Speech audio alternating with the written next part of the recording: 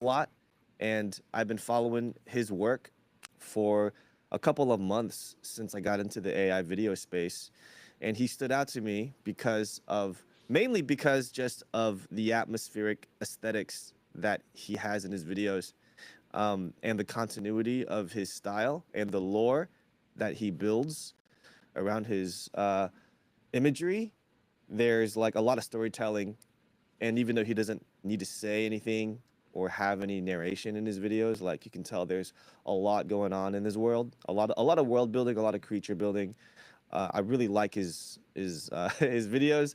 Um, but yeah, Glum Lot, you want to do a quick intro about who you are? Sure. Well, first, thanks for the kind words. I appreciate it. Appreciate anyone who watches this weird stuff that I'm making. So, always cool to meet new people who appreciate it. So, appreciate that. Yeah. So my name's Dev. I go by the moniker Glum Lot. I'm actually from Vancouver, British Columbia. So I'm a Canadian, but I've been living in the States. I'm here in Florida. Been here over half my life. So at this point, I'm pretty much American. So yeah. Got started so before I even started dabbling in the AI tools, I was a director, had a video production company, and that ended the end of 2023. So it was around November, December. And when that ended, it kind of just, I had some free time on my hands, and I'd already been playing around with, Mid Journey. I was using it for storyboards and for, director's treatments and things like that as a director. Obviously, once I figured out that I could start animating these things using Runway, it was just game over for me. I just became obsessed with it. So that's kind of how it started. And I really just started by posting still images mainly. I was really into liminal spaces. And so I'd kind of post, just still images of that stuff, kind of almost pushing into like vaporwave a little bit. And I was actually making music too. So Glum Lot was actually just going to be my music project, and I started making the still images to accompany the as like album artwork. So that's how it started. And then once I got into Runway, I started animating stuff and quickly realized you can kind of build worlds and tell stories with it. So I've been obsessed ever since. That's awesome. I didn't know you were a director. How long have you been in this video space for before AI? Yeah, so I started freelancing back in 2017 into Mm-hmm. 2018, right around there. Just, as a videographer, running and gunning, just doing little promos and like very low budget commercials and a lot of music videos. Definitely cut my teeth on music videos. So I've been doing it for a while. And then in 2020 is when I started the last company that I had with a partner of mine, and at that point we scaled it up a little bit. I mean, it's when you're a kind of a run and gun videographer, you hit a ceiling really quickly. Um, Filmmaking and production is very much a team sport. So you start to realize like you have a look in your head, you have a look or aesthetic or a story that you're trying to tell. You're trying to achieve a certain level of excellence, and it's really hard to do that on your own. So when uh, when we partnered up and started the company, it was to try to really just to try to get what's in our heads onto the screen, right? So at that point, I assumed more of a director role, and he assumed more of a cinematographer role, and the project started getting bigger and bigger, and we started bringing on more crew as we needed them. Still doing a lot of music videos and smaller commercials, and we kind of found ourselves in a weird space. We were doing a lot of branded content, but we started doing like a hybrid of like branded content meets documentary. So started doing a bunch of that stuff, and it was a lot of fun. We got to do some really cool stuff, travel a lot, all that good stuff. And honestly, like when that company ended, I was really depressed. Like I didn't really see it coming. It wasn't really my idea to end it, and that was like my long term plan was just to keep doing that. Like when I start doing something, I get really obsessed, and that's really all I can think about. So I put my all towards it. So when that ended, I got I was in kind of a dark space, So, using these like AI tools and being able to create from nothing was kind of therapeutic in a weird way.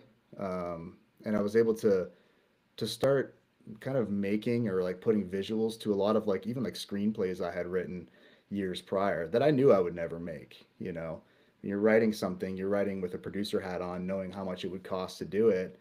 You kind of have to just divorce yourself from that and say, no, I'm just going to write to write, knowing that I'll never make this thing because it's tens of millions of dollars. Well, with AI, you can at least visualize it or create a concept of it or like a mock trailer of it. So that was a lot of the appeal for me. That's what made it a lot of fun was being able to get these ideas that I already had kicking around and actually put visuals to them. Awesome, awesome. Before I ask the question about your past, I'm gonna run downstairs really quick for about 30 seconds. Sure, yeah, no So I'm worries. gonna black my screen and I'll be right back. All right. Sorry about the inconvenience. Now you're good. But give me 1 second. Yep.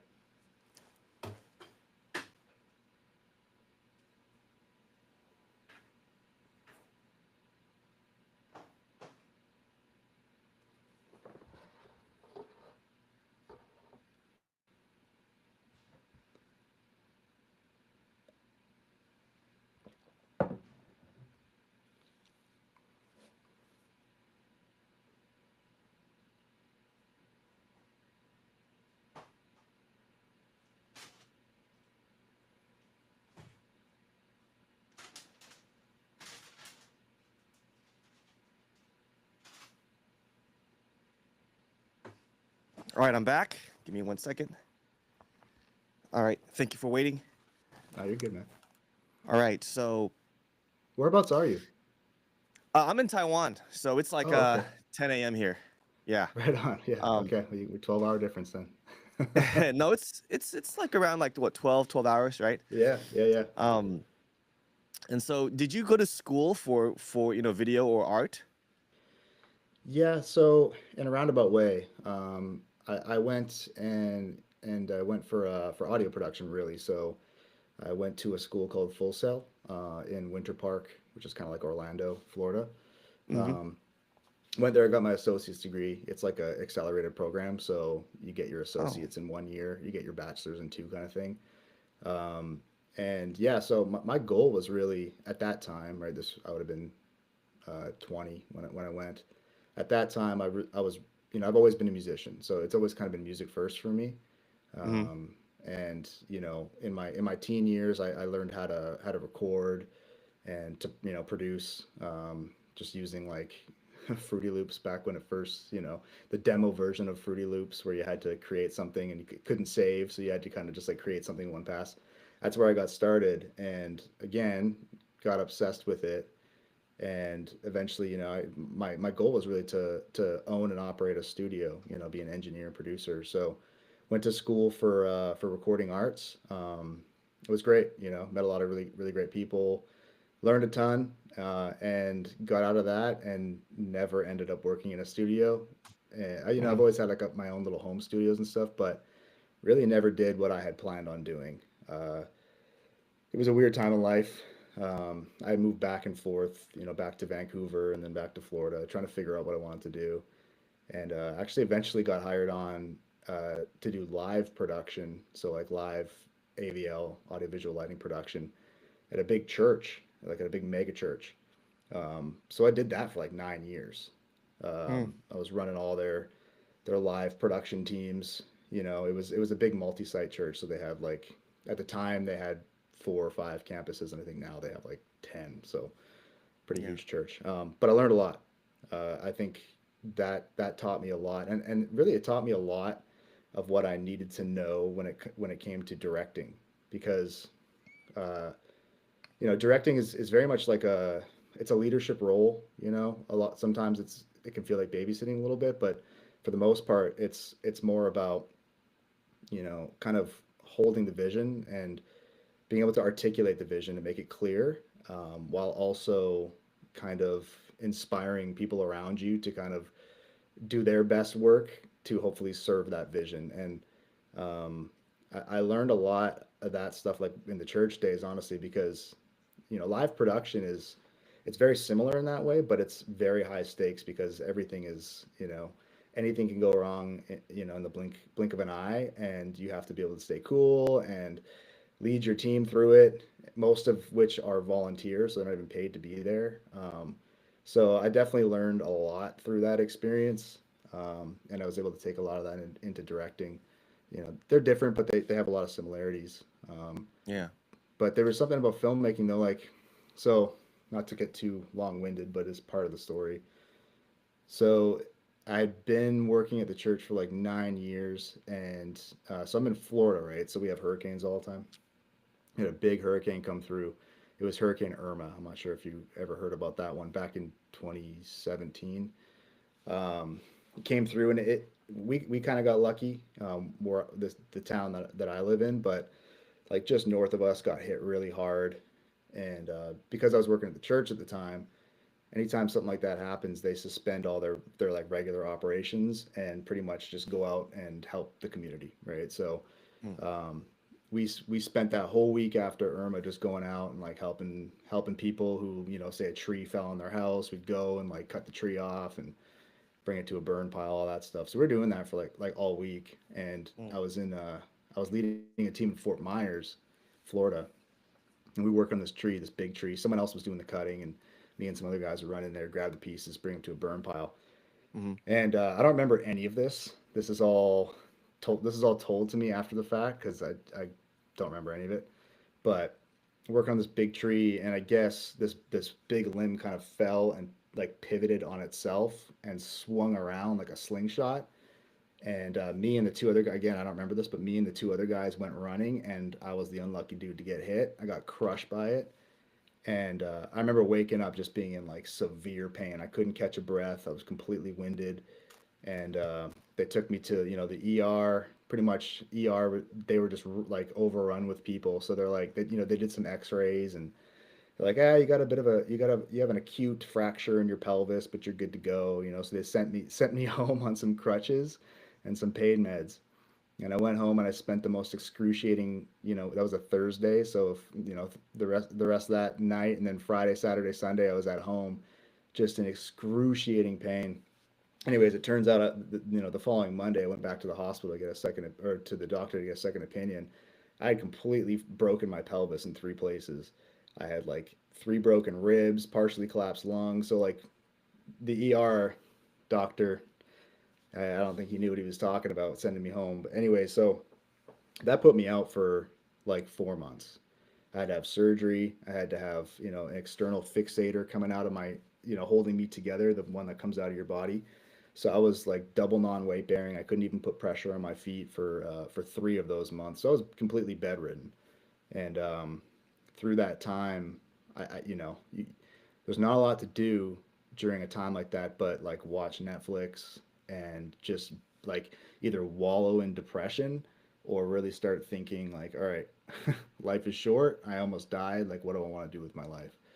And I definitely wallowed in some depression for a little while, but eventually, when I got to the point of like, hey, I'm glad I'm alive. What do I want to do with my life? I started just thinking long and hard about it, and filmmaking was always something that was kind of on the back burner for me. I always wanted to get into it. So through that time of just being like bedridden and healing, I had made the decision that I was gonna buy a camera. I was gonna start shooting, and that's exactly what I did. As soon as I was back up on my feet, um, excuse me, that's what I did. Bought a camera, and I would film everything, and that's what led to. And then I would post it online too. So I'd post it on whatever Instagram, Facebook, and that's what led to my first paid gig, and uh, and they just kind of snowballed from there. It never really stopped. Eventually, got to the point where I was able to replace like the salary that I was making doing production stuff for the church with filmmaking. So I started doing that. So it's kind of a weird roundabout way how I got into it, but that's really, really what led me into it. Is that still how you make your money, is through filmmaking? Yep. Yeah, exactly. Yeah, I'm still on like the freelancing side now, Mhm. So I pick up the camera from time to time, but I'm still a freelance director, so that's kind of the day job. But So you come yeah, from outside of social media, coming into it, and then creating this AI for yeah, social media. Yeah, man. Like social media has never really been my thing. Like to be honest with you, Yeah. I actually started on well with Glum Lot. I started on TikTok, and I never used TikTok. I had Instagram. I didn't even have Hmm. a TikTok. Actually, my wife is really into TikTok. She was like an early adopter back when it was what was it called before TikTok? It was like when it was just the dance thing. Do you Musically. remember? Musically, yes, yeah. Um, Wow. so she was hip to it like way back then, and she would send me stuff, and Dang. and I always liked the stuff she said. Like it's hilarious, But it wasn't until she was like, "Hey, you should probably," because I started posting on Instagram. She's like, "This stuff would probably be better on TikTok." I was like, "All right, I'll give it a shot." So started posting on there, and yeah, she's right. I think TikTok is a it's it's a good place to find like-minded people. Hmm. Um, and it's funny because it wasn't until like I remember it, the first video that I posted that did well and actually caught some traction. I Yeah. remember the feeling before I posted it. I was like, no one's gonna like this. This is so weird. It's so like there's no way that there's gonna be people that like this. I remember truly feeling that like that. And then like I said, that's the one that kind of caught, and it was like a really interesting lesson for me that the more that you just follow create what you want to see. And it sounds cliche, I understand that, but it's true. Like you make the thing that you want to see or you make the music that you want to hear, there's going to be people that appreciate that, and they're going to appreciate it on a deeper level because it's not, like it's not manufactured. It's really what you wanted to create, and it's really hard to fake. So I think that was really cool, and that was all TikTok. That happened there, and I found kind of a community there of people that like the weird stuff that I like. So yeah, it was pretty cool. That's awesome because it's after creating content for a while and creating this many videos, it's like it's easy to forget that because it's like, oh, people like this content, so let me keep on regurgitating different variations and forms of that content because it did well, and let's feed the algorithm, which is never full, always hungry. Yeah, you know. no, for sure. And if you were doing, that's the thing, right? Like it's so hard. You don't hear a lot of people talk about it, but it's so hard not to chase that. Like to chase numbers. It really is. It's hard. I think anyone who says it's not is lying because it's so enticing, because it's validation, right? Like we're humans. We are, we're like, we thrive in community. We need that. And as humans, we need validation, right? And social media is it's a different version of validation, but it kind of reacts in your brain the same way as, like your tribe would validate you, right? Like there's not much difference there. So it's really hard not to chase that. And I think I've done an okay job because the truth is like the stuff that does the best, like you could double down and just do that, right?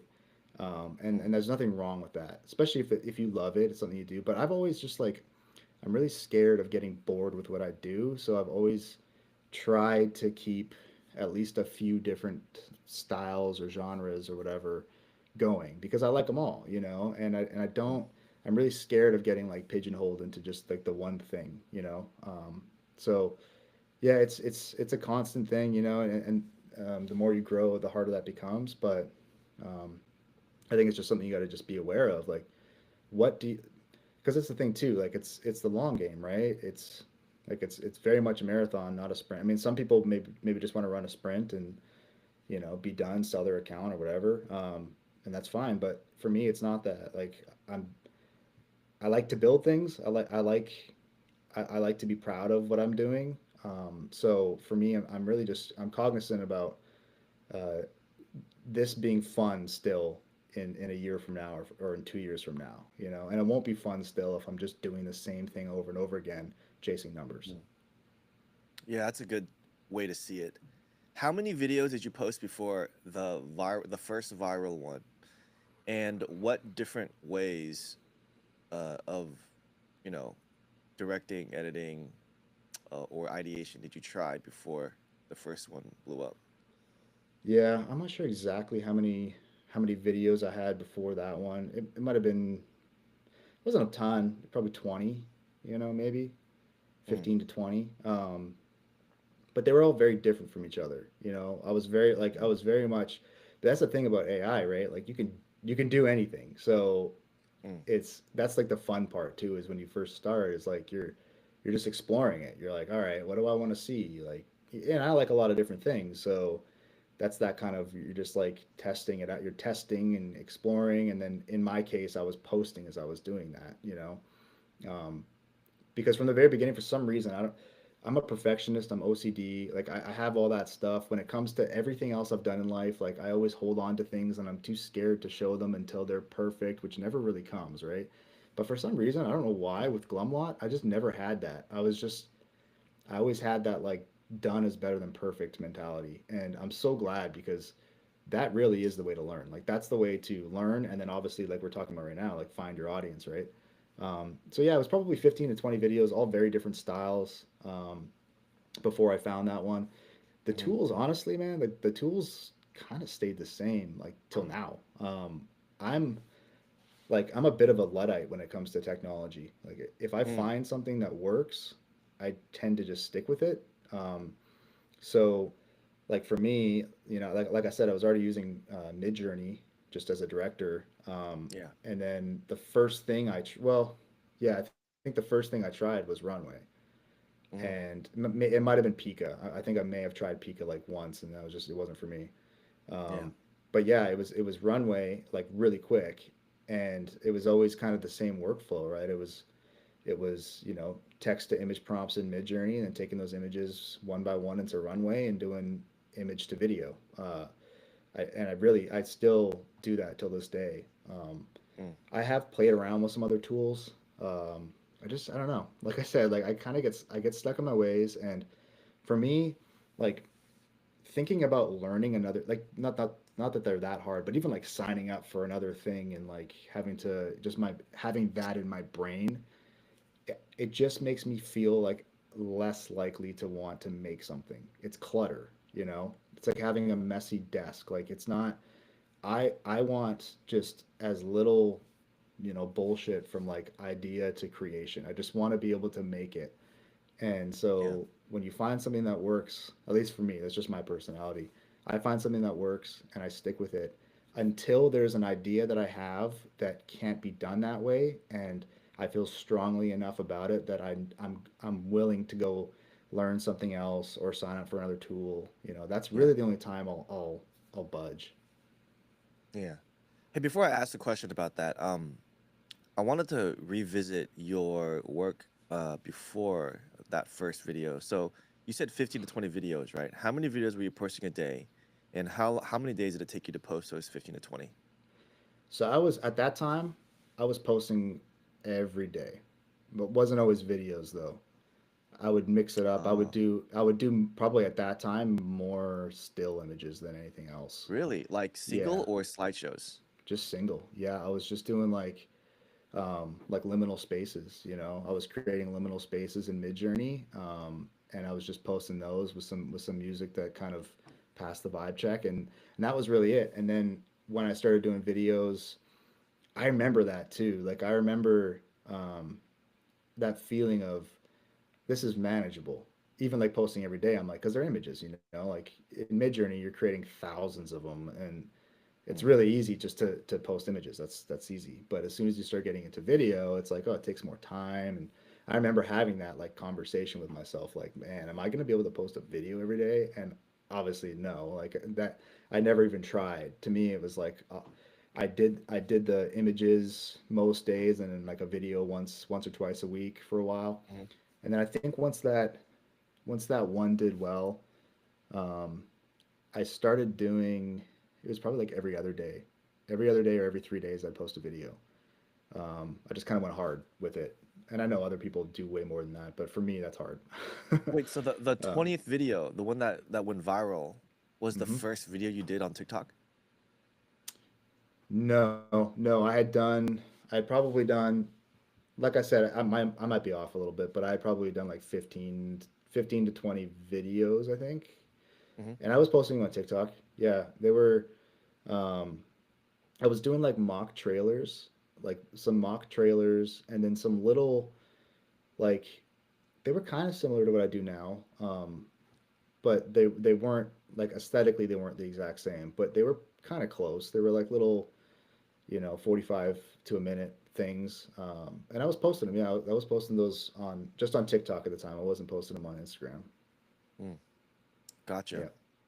Okay, so that's interesting, because I always like to ask that because, I just find a pattern when I ask a lot of people, like, it's mainly they just tried a lot of things, like different things, not like the same things. Right. And they learned something different each time they tried it, and good enough was better than best, For which is sure. kind of Yeah. like you're just kind of like verifying that. But I really like what you said about like create what you would like to see. And I sometimes have to remind myself of that when I'm like looking at my numbers and I'm like, dude, what used to do well is not doing well. I need it Right. to do well because I'm full time social media and it really affects me. Mm-hmm. Um, but thanks for that reminder. Yeah. As far Yeah. as For sure. workflow goes, uh, I'm sure you saw the news about Runway announcing Gen 4. Yes. Yeah, that was wild.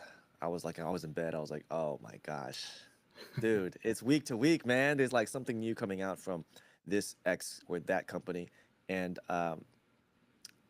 I've like you, I have the unlimited plan on Runway. I'm sure you do too, right? Yeah. Yeah. um, but that's amazing. Image to video. Um, when you make your videos, right? Like, what is your step-by-step process? Like, do you have the idea first? Like, oh, you see this movie. By the way, I'm gonna ask you what, you could include your answer in your answer, like which movies, comics, anime, whatever, influenced the aesthetics as well as the lore of your, world building that you build. And do you start with like the idea or do you hear a song? You're like, dude, this song is great. Because I hear you editing cuts to the song. And I'm like, dude, you probably download the song from TikTok and then you go into your video editor. You probably kind of like take like maybe change the frame rate of each clip and then maybe you like edit it to like the song you chose. Or was the song an afterthought? I don't know. Or like, uh, you've had ideas from screenplays that you said you've been influenced by liminal spaces in the past, um, and maybe all that is taken into account.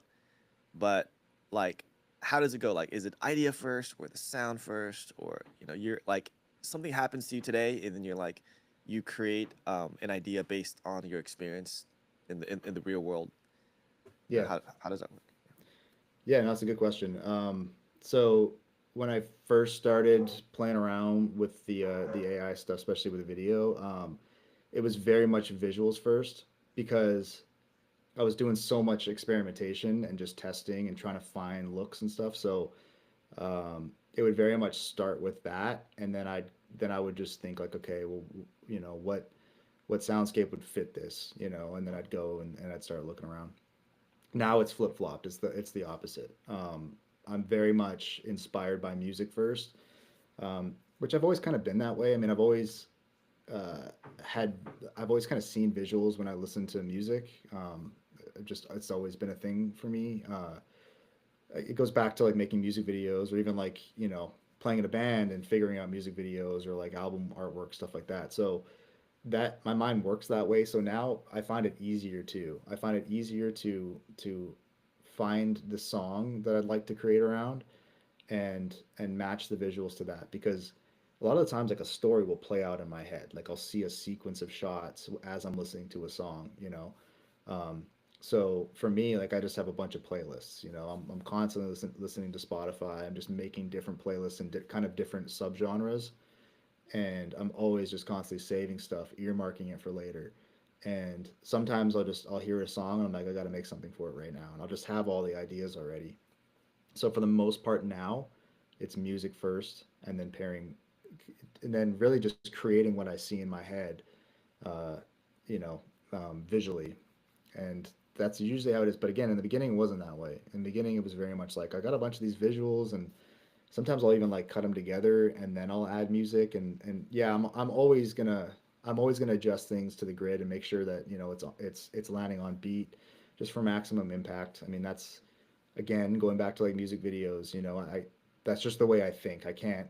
It's hard for me to not do that. So yeah, but it's funny how it changed though, because I think maybe because I was experimenting a little bit less in like Mid Journey and Runway, and I knew that I could get to the look a lot quicker. So I'm happy now just to listen to music, and if an idea comes, I know that I can go make it happen pretty quickly on the visual side, if that makes sense.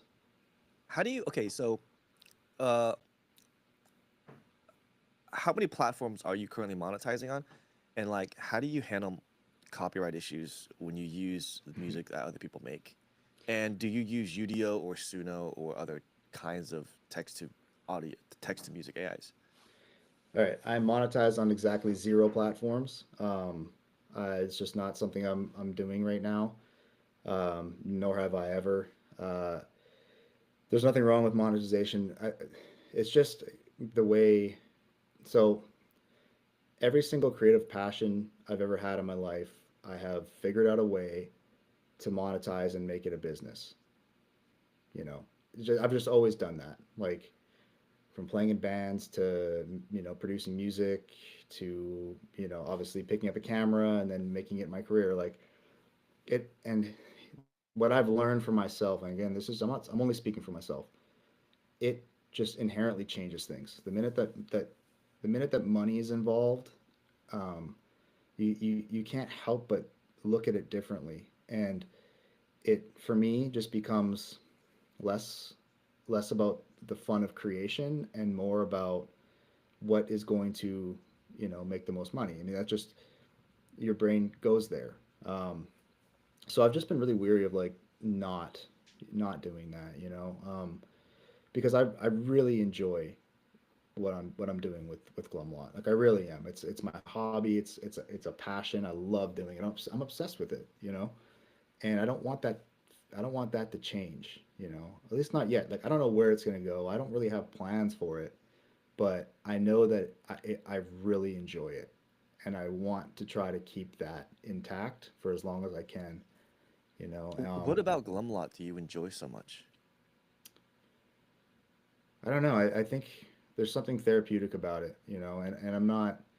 Um, I haven't spoken to a therapist about it or anything, but there's stuff that I'm able to visualize there that has been in my mind for a long time, and they're fears, they're just things that I'm wrestling with, and they're also dreams and nightmares.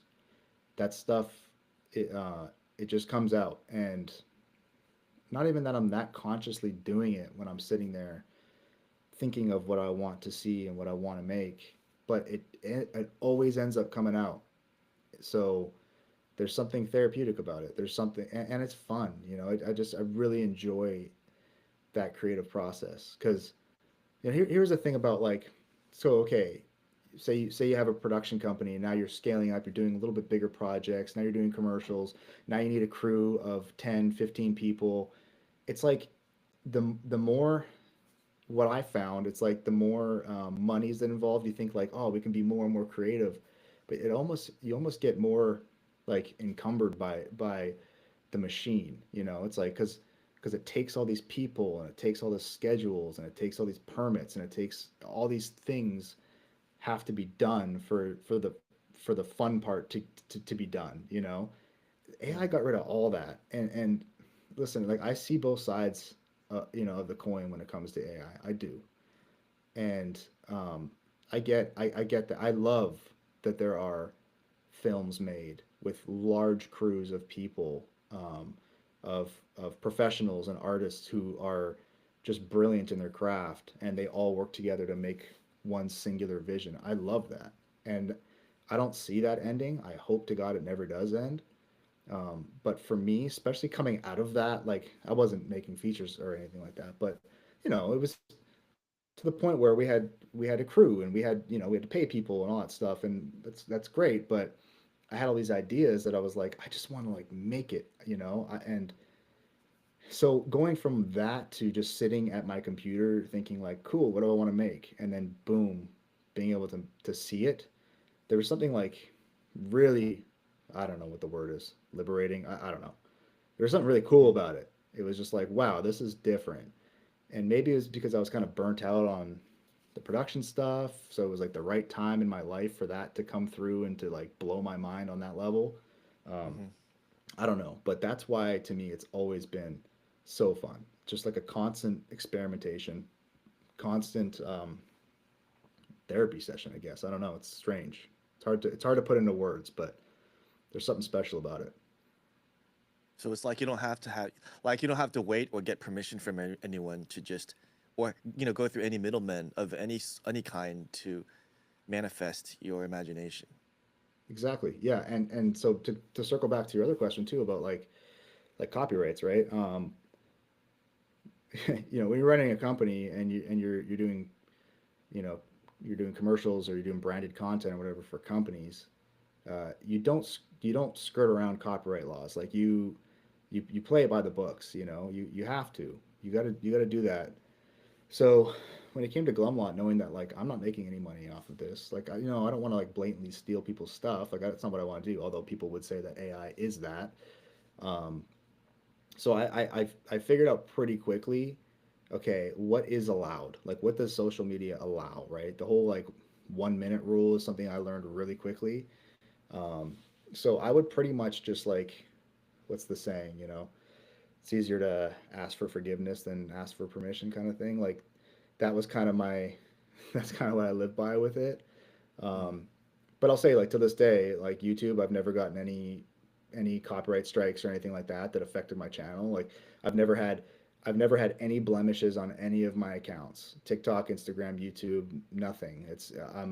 I'm all good. So I've been able to skirt that line a little bit.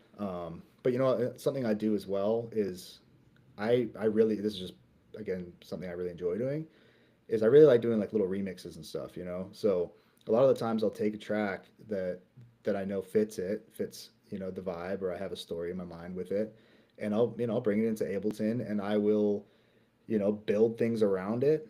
I'll change tempo, I'll change pitch, I will add effects to it, all that stuff. I just enjoy doing that. And I found that especially too, like, you're talking about cutting to the beat and everything. Well, a lot of times, maybe the pacing's not quite right. The footage you have, or, you're working in 4 second chunks in runway or whatever. So that was something I would do out of necessity as well, is I would be able to manipulate the tempos of these songs, and it changes the vibe, right? So, and that kind of became its own little step that I really enjoyed doing. So that's another thing I do quite a bit as well. Oh wow! So you do you get in touch with these artists, or do you just remix it and just see how it goes?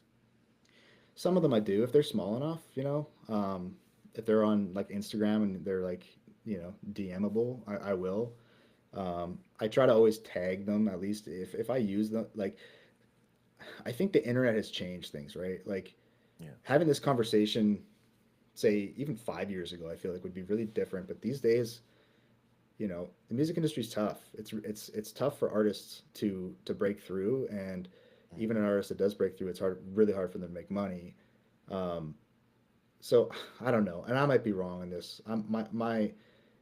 My viewpoint might be completely flawed on this, but the way I look at it is I love using music from artists I love and telling anyone who asks, and also putting it in, tagging them in it and making sure like I rename the audio in TikTok or whatever. You can't do it in TikTok anymore. In Instagram, or whatever, like making sure I rename it the artist name. And even like, and this is stupid, this maybe sounds dumb, but even like, it's really popular these days for artists to have like all lowercase, their artist name is all lowercase or whatever. I Mm. even do that. Like I'll go in and make sure I'm spelling everything correctly, make sure I'm doing them justice. So it's like, hey, this is a good representation of their music because I'm using it, Yeah. and no, I don't get permission all the time to use it. But again, that's why if you notice, especially the last like 6 to 8 months, like most of my stuff's a minute long or under. I'm Yeah. trying to keep it within what is whatever, allowed You got on that. TikTok and Instagram and stuff. Yeah, like 60 to 90 seconds. I've been noticing going through your videos. Yeah, well, and a lot of times too, like, well, I found YouTube to be the most um, harsh with that. I think that their algorithm picks up on that stuff the most. Mm, So I try only to ever use 1 minute of a song. And then if the mhm. video might be 3 minutes, but then I'll use three different songs, a minute each. Try not Yeah. to break those rules. Obviously, just one for like the health of my channel, but I don't know. If that's a rule, it's there for a reason. That means the band doesn't want it used. Like the truth is, if you're able to put it on TikTok or Instagram, whatever, the band signed off on you being able to use it in those platforms. I make music, I release music. When I do that through CD Baby, I check that yes, I don't mind if my music is used in these platforms, right? So whether they did it or their label did it for them, I don't know, but uh, yeah, I just try to stick to those guidelines. Yeah. Okay. So the music comes first.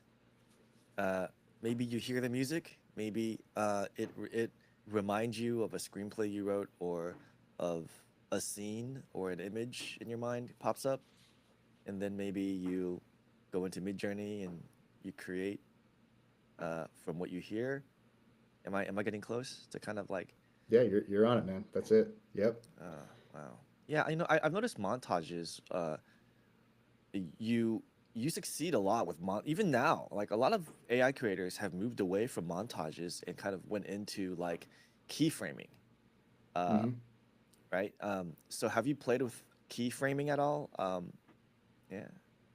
No, not really. No, like I said, and that's why I probably make for a really boring podcast. I'm sorry, but once I don't know, like once I find something, I kind of stick with it. And I mean, you'll notice that I have evolved. There's things that I'm doing that I'm introducing dialogue and things like that. Yeah. And I'm animating faces and stuff. Like there's things that I'm doing. For me, it's just because I can tell a better story now. So like I was like, all right, I'll learn it. There's enough reason for me to learn it. But yeah, so I look at it as different styles. I look at the montage, the music driven kind of just like 3 4 second shot montages where there's not a lot of story, there's not a narrative. It's just kind of, I call it a tone poem. To me, it's not a plot. There's no story there. It just makes you feel something. And to me, that it's valid because that's always been my goal. My goal is, and I think anyone who creates something, they're hoping that it's going to resonate, it's going to make people feel something, right? You can't determine what they feel. Um, you just hope to get a reaction. And I think when I knew that Glum Lot was kind of onto something, it Hmm. was when I started seeing the polarized reactions, right? Like some people would really enjoy it, some people really hate it. Those are both emotions, and those are both valid. And it's not up to me to decide if people like it or not. But it made them feel something, and that's always been the goal. And with the AI stuff too, like again, I don't knock anybody. People love making certain styles, and they do it for their own reason. Whatever their reason is, cool. But my reason, like, I've never really wanted to showcase the tools.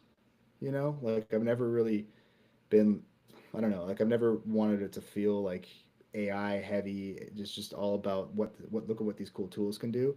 More Yeah. about can I make can I make humans feel emotions using these like really advanced tools. I think there's something really interesting in that. So sorry, that was a Wait. tangent. I So can't remember what we were talking about. I mean, I guess what I was trying to praise you for was like, dude, a lot of creators they like they stop succeeding with montages, and that's why they move to Mm, keyframing. But you could still succeed with montage. That's different. That's very hard. Um, because you see so many people doing montages, it's kind of like an oversaturated thing. But like, for if sure, you've got for the sure. look, you've got like the music and the rhythm and like the atmosphere. It's like when I see your stuff, I I I want to imagine that there's a movie out there I could watch about this. Like whenever I see your video, I'm like, where's the full movie?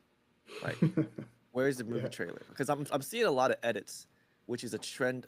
It's a content type on TikTok and other platforms. right. It's called an edit, right? So it's like maybe they'll edit like scenes from this game or movie or show, and they'll kind of do what you do with the montage, but it's like where's the full version? Like I want to see like a feature or Right. something whenever I see your stuff. For sure. It's Well, I great. appreciate that, man. Yeah, and me too. Me too. I like anytime I see, there's a bunch of creators that I watch, and I'm right there in the comments with everybody else, like, hey, like make a feature, and yeah, and that's definitely something. I mean, here's the thing. I feel like anyone who uses these tools, and gets obsessed with them like me, like we all are secretly wanting to make films, Obviously, like I'm a director as well, so there's no secret there. Like I would love to make, you know, a feature film. I mean, that's always the dream, right? And now it's doable. Like that's the thing. Like even a year ago, it's doable, but it'd be a pain in the ass to do it. Now, like with the tools where they're at right now, Mm. it's just a matter of doing like the time it takes to do it. I've been working. I've been writing stuff and I'm, still very much in pre-production, but that's my goal. Last year I said that 2025 I would make a feature film, so I'm hoping I can stick to that. But um, I don't want to just make it to make it. That's the thing. Like, yeah, I can fill up space. I can fill up 90 minutes worth of space. But I don't know. I think another thing I think about a lot is, you know, you can lose someone's attention really quickly. It's really easy to say that when you're watching 1 minute videos and they have the vibe and everything's, it carries you for a minute. But you're talking about, say an hour and a half of that. Like you have to have character and story to to ground you in it and to really to give a shit enough to watch the whole thing. Honestly, like I think that's there's a reason why there's a formula, as like bad a word that is. There is a formula when it comes to storytelling for a feature length.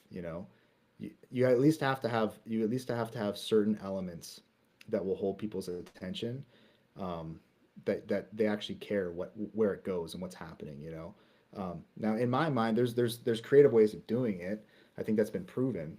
Um, One of my biggest inspirations for the Fold series that I do is it's a movie called Fantastic Planet. Right, it's a French movie made in like the '70s, um, and it's very psychedelic, there's a narrative, but it's a very loose narrative. There are movies like that, and then obviously one that I get compared to a lot is the Holy Mountain. Same kind of thing. That one's a little bit more avant garde. It's very very metaphysical and abstract, and it's hard to kind of you know see really what's going on and really understand what's happening. It's a lot of visual art, Mm. but there's still something there. There's something there that holds a viewer's attention, and I think I respect the craft enough to not just say like I can do that. Like no, it takes a lot of work to do that right. Like there's a reason why people spend years and years in development and then producing a film. It takes a lot of great minds put together. So to expect that I can just sit down one mind and just say I'm gonna do it, like yeah, I could, but it also might suck. So you know, I'm very aware of that, and I want to. It's the plan, but I take it seriously. Like I feel like I don't want to just make some. I don't want to make crap. I want to make something that I'm proud of that people would actually be well served spending an hour and a half of their time watching. Yeah, like it kind of circles back to like you want to do it right, just like the other answers you've given. You want to make sure you do it right before you actually do it or go For all in. sure. I have a two-part question, right? So as I watch your videos, I'm wondering, okay, he's got text to image mid journey. Um, are there image upscalers you use? Actually, it's a three-part question. Are there image and or video upscalers you use in your workflow? That's question number one. Number two, when you go from image to video, is there an optional prompt you put in Runway to go to kind of go along with the image to video, you know, uh, process? And number three, um, how do you choose the sequencing of your scenes? Do you choose it in the image choosing stage where you choose which images to use for this piece, or do you choose it in the 3 to 4 second output stage where it's like, okay, this is, you know, how it started and ended. Okay, I think we could put it here. I know it's a Yeah. long-winded No, good. question, I'm but tracking. I'm tracking. All right. Question number one. No, yeah. I don't use any other upscaling. I've just started actually using like in Runway, you can do 4K upscale, like just Mhm. right in the right in Runway. So I just started doing that. And honestly, I only ever do that if I know I'm going to want to punch in on something and just keep clarity and resolution. So no, I don't use any third party for that. Second question, that was about, were we talking about sequences? About shot sequences? Oh no, you were The saying, prompts, the like oh the yeah, yeah, yeah. optional Sorry, sorry. prompt In box. Runway, yeah. Yeah. Yeah. So sometimes, so you'll notice something like, especially in like the more montagey stuff, like the camera movements are really simple. Like I have a less is more kind of mentality for that. And maybe it's because when I started, like a lot of movements and stuff, the technology just wasn't there yet. It didn't look good. So I just kind of stuck to what I felt like was the right vibe, but didn't really give it away. So honestly, like I use Gen 2 a lot. Like there's like Turbo and all that stuff. Now there's Gen 4, but like I use it especially for like that montage stuff, like, and I just use the camera controls a lot. Um, and just use them like very sparingly. You know, I find it just looks better, and like what I see a lot of people, where I see that maybe they're kind of missing it a little bit. It just in my opinion is like these big swooping parallaxes and like these big camera moves and these like that stuff can be cool, but if it doesn't fit, I keep saying vibe. I'm just going to overuse that word. I think we all understand what vibe means, right? Uh, if it doesn't fit the vibe, to me it shouldn't be used. To me, it's a distraction. And again, to me, it's showcasing the tool instead of showcasing, um, like the work. Instead of just putting it together to make people feel something. Because like what a slow like camera dolly forward will do is, I mean, it's really powerful. Like it doesn't take a lot. It doesn't take a lot of camera motion to get the feel. And it doesn't take a lot, even for like your subject. They don't have to be doing these big actions and stuff, especially for the stuff I'm doing, these like weird cult vignettes. It's like they're all standing around, they're worshiping, or they're doing whatever, but like it doesn't need to be a lot of movement. I'm doing more movement now, so that answers, hopefully this will answer your question. Yeah, if there is a specific action that my character is doing, right? If they're whatever, if they're running or if they're pointing somewhere or if they're doing this or doing that, I will add text in there, as part of the prompt, but I'll usually use camera movements as well. So I'll usually Mm, go in and I know I want a little push forward. And then I'll also say, he puts his right arm up and points his index finger in the distance, whatever the thing is. So I will, if there's a specific motion that I want them to do, I'm going to tell it with text. I don't really, I don't use text for the camera moves part. I very rarely, I haven't found a lot of success in doing like slow dolly push forwards. Like it just doesn't, it's never slow enough for me. That's why I kind of always go back to Gen 2, because I can just do like 2 clicks forward on the zoom, which is really like a dolly forward. And that usually does it. Whereas if I start telling it what to do, what the camera should be doing, I feel like it's always too heavy handed. It always does too much. mm, So that's that part. And then back to, um, shot sequencing. So mm, shot sequencing is huge to me. Um, I think this is where I think it's really easy to kind of separate yourself, maybe, from other creators, because it's really easy. Here's the thing, we all tend to have a favorite, uh, framing. or a favorite composition style. Like we just tend to, some people really like close-ups and some people really like wide shots. Some people are all about their medium shots. And if left to our own devices, we tend to just make a lot of the same stuff. And the problem with that is when you're watching even a minute video of that, it it becomes really stale really quickly. There's a few things it does. It becomes very stale really quickly. You're never giving the eye a break, right? So if you start on a wide shot and then move into like say a close up, you have variety, right? So you're telling a story too. A wide shot is great for explaining where are we, what is our set and setting, where are we, right? That's what your wide shots are for. Um, and then when you come into a close up, it's what is the emotion on the character's face? What are they doing? Or if it's a medium shot, they're keeping these things in mind is really important because it breaks up your shot sequence so that it's interesting, but it also helps tell a story because now you're telling the who, what, when, where, and why, right? You're trying to show people what's going on with the setting, the people. Um, so I feel like that's one place where I see sometimes it'll be a lot of close-ups all in a row, or it'll be a lot of just like big epic wide shots, and it's kind of like if you don't have a close-up to compare a wide shot to, then a wide shot becomes kind of meaningless, just like a close-up becomes meaningless. It's all about the contrast between a wide shot and a close-up. So for me, a good rule of thumb when you're thinking through this, right, is having a good mix of wide shots, medium shots, close-ups. Okay, like to me that's so I'm always thinking that way, and I always have a beginning, middle, and end. That's what I know. I know that here's like again, they're not plotty. There's not this like grand narrative, but say they're going to do something, right? I know that they're going to go to the floating mall in the sky, right? I know that they're going to do that. Well, what do I need to get them there? What happens when they're there, and how is it going to end? So I already know all of that.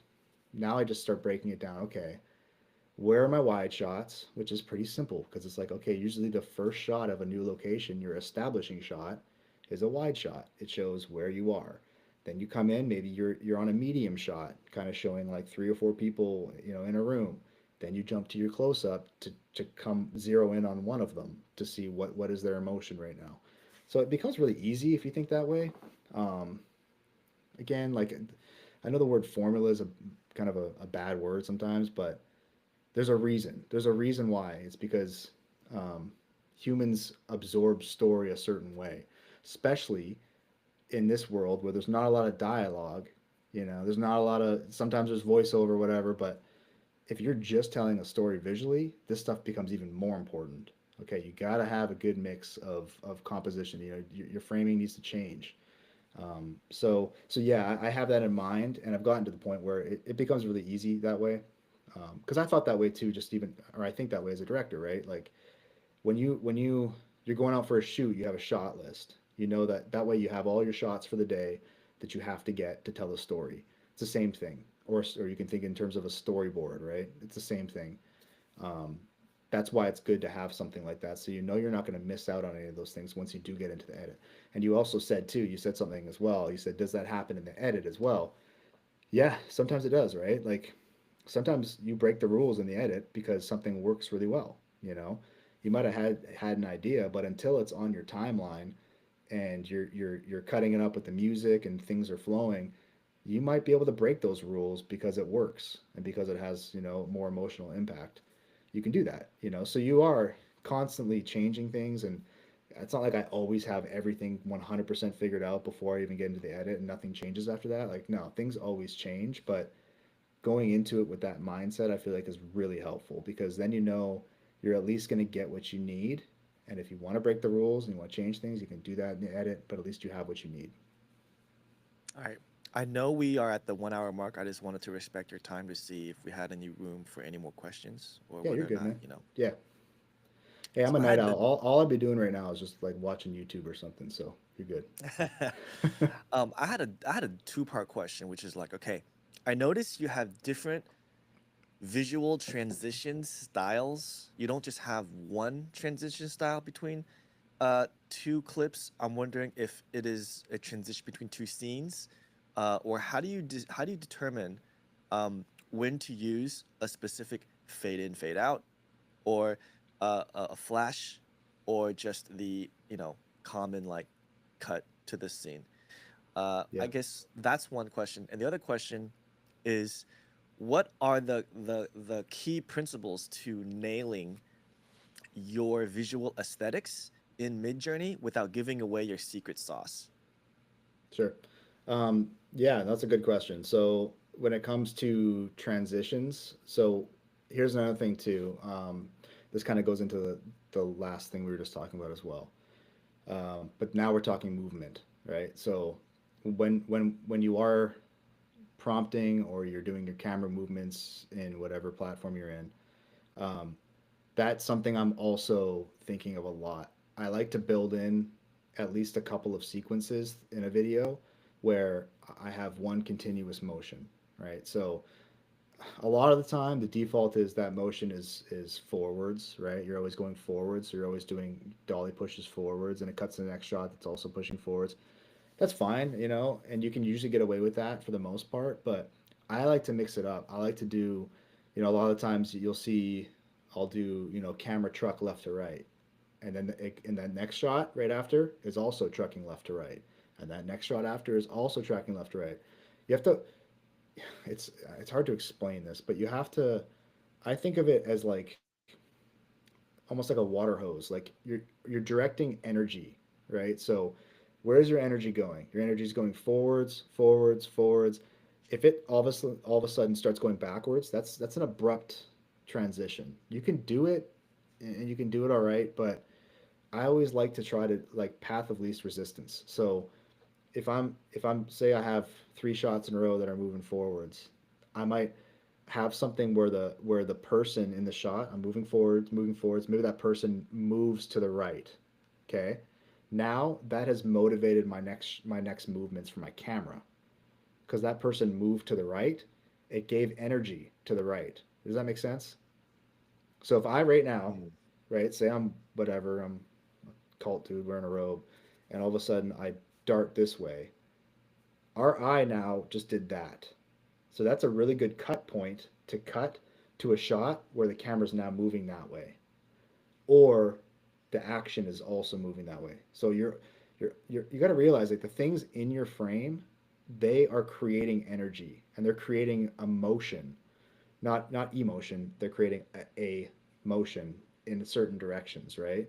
mm, Um, it sounds kind of like nitpicky and kind of dumb, but this is kind of to me like the stuff that really adds up, and it really helps things flow and feel like a really tight edit is when you're watching for that kind of stuff.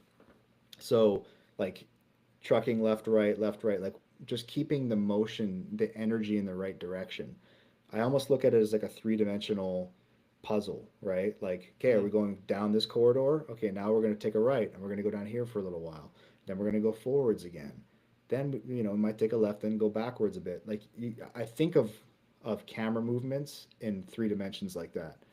Um, so I think if you start thinking that way, like anyone who's watching this who's like start thinking that way and you'll start to see like your edits will flow so much better. But back to what we were just talking about, it has to make sense in the story, right? It has to make sense in the sequence of the story. So that stuff does have to be thought of ahead of time because you have to know that before you start telling Runway which direction you want to move in because you have a sequence of shots that makes a story.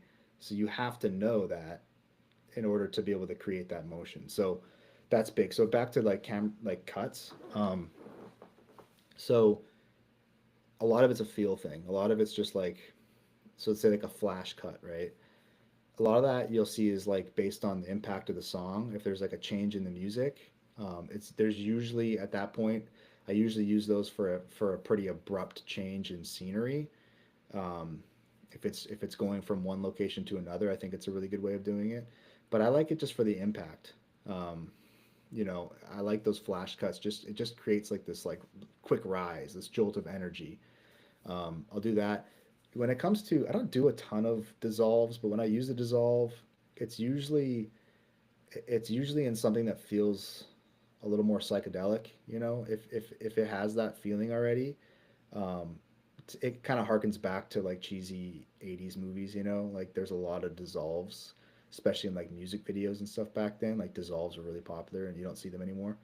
Um, so to me, it kind of plays to an era, but it also works really well with like psychedelic imagery. Um, so you know, you got to use those tastefully. I would say don't try not to use them too much, but and those are really the main kind of cuts. Everything else, I just tend to just do a whatever, a jump cut or whatever. But yeah, that's kind of how I approach transitions. Yeah, I have to replay this part to listen I and probably watch. confused everyone and probably made no sense, so I apologize.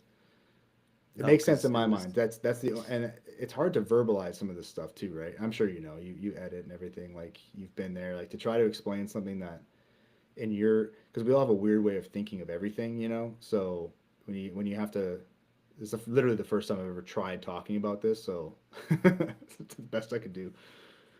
yeah, because it's very I mean, I had a question from that. It's like, well, at what point in your process do you have to actually go back to Mid Journey and revisit like Oh yeah. let's say you have like 3 or 4 clips stacked together in your video editor ready to go, and then you look at what you've got next, your 10 other clips, for example, and you're like, maybe it'll, maybe I have to go back to Mid Journey and regenerate an image to fit into this. Like, I don't know what point in time that needs to happen, but like, I guess I was wondering about that. But like, I know we had a question about like, what's the key to nailing, the limit, like the aesthetics that you have Oh in yeah, Mid yeah, Journey without giving away yeah. anything that you do. Yeah. Okay, we'll definitely get there for sure. Yeah, yeah. So yeah, so back to Mid Journey, constantly. So here's the thing, like I look at it this way. There are you think about like a feature film production, right? They'll Mm-hmm. get into the edit and realize they missed some stuff and they'll go do reshoots. You know, they'll pay hundreds of thousands of dollars to go do reshoots because they miss some things when they're finally looking at the edit. The beautiful thing is we got Midjourney. It's sitting right next to, your whatever you're editing in. Like it's right there. You can do it right now. So to me, there's no problem with going back in. In fact, I think that's a sign that you're thinking about the right things. For me, that's how I feel. I was actually just thinking about this today. I was working on a video and I was in a later stage in the edit and I'm like, I really need this shot. Went back to Midjourney, did it, and I do it all the time. But I realized like this is so awesome that you can do that. You can go back at any point and get what you didn't get the first time, and that's totally fine. And to me, it's a good sign. It's like you're thinking through a story. You're thinking through what do I need, especially if you start doing stuff like again like these camera movements that are kind of carrying through from shot to shot. Like you're gonna have to do that more and more. But the good thing is too, you can just bring it back into runway and just put a different camera motion on it. So I think it's always good to go revisit that stuff and add things that you didn't think of the first time. I think it's great. Um, so the aesthetic, to me, the aesthetic, a lot of it. So it took me like probably the better part of like 5 months to finally get down. I'd gotten like two aesthetics that I really liked, and then eventually I figured out a third one too that worked for me. So there's not a lot of magic in it. It was literally thousands of generations and just changing things slightly, changing things big time. But when it comes to like a prompt that got me pretty close to that, there's certain I won't like give away the whole prompt or anything just because I don't think there's any need to. And here's the thing too, right? Like AI has made things so incredibly easy for us. The last thing I want to do is take away the one place where someone can put their creative fingerprints on it. That's literally it's the prompting. It's like because the prompt like where the magic happens is in those like creative reference stuff, right? That's where your taste is going to come out, and that's what's going to change. Like it's going to differentiate your style from everyone else's. So that I don't gatekeep. If you know, I mean, if you've paid attention to, if you've seen me in the comments or my live streams or anything, you know that I don't gatekeep because I think it's silly to. I think that these tools anyone could use them, but I kind of think that there's benefit in sitting there and trying to figure it out for 2, 3, 4 months until you get it, because it's going to be your style. If it's just given to you, what you can do, you can go on Google and you can just, there are websites that just have, thousands of style references that you can take and apply to any of your prompts, and you'll get an instant look, right? I don't think that's good. Like I think for certain things, if you're in a pinch and you want to get a look, cool. But I think that the most crucial part, if you're trying to develop as like a creator in this space, is in that figuring it out. Like figure out what works for you. Sit there and prompt just text to image for as long as it takes for you to get a look that you want, and then make a style reference based on that, right? And that's what I did. So, and again, it's probably not going to look exactly the same if you do it, but a lot of the things that got me that kind of like, late 70s, early 80s style, a lot of it was in the cameras, right? So like 35 millimeter Panavision camera, anamorphic lenses, heavy chromatic aberrations, slightly out of focus. um, you can even get into production design and how you want that to look. Do you want it to look surreal? Art house movie is a big one that people use, right? Like a low budget art house film. That stuff is all going to nudge you closer to that look. It's not going to get you exactly there, but it's going to get you a lot closer. um, and then as everyone knows, like especially in Midjourney, like you can put all of your any director or film or painter that has inspired you, that you want to somehow take a little bit of what that is and get it into your prompt. You can do that. You can put their names in, you can put the films in, you can do all that. And I tell people all the time, especially when I first started, I was so scared that I was going to confuse the AI. Like I couldn't put too much in. I don't want the prompt to be too long. It's not true at all. You're not going to confuse it. It knows nothing. You have to tell it everything it knows. So I would say load it all in there. Put all of your references in there, all the stuff that you like, that inspires you, that you feel kind of is going to get you closer to that look, and then see what you get.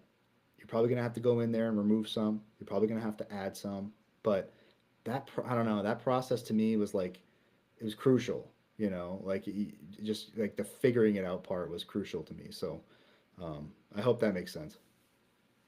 So basically,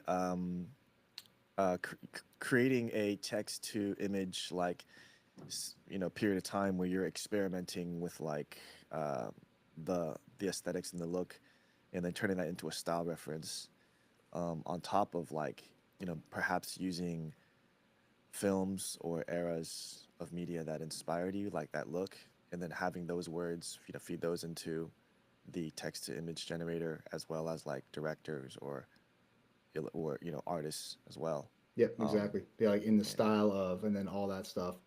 That's Mm, how I got. I mean, that's how I developed the Lost, the Fold, and Lucid. Those three series that I do.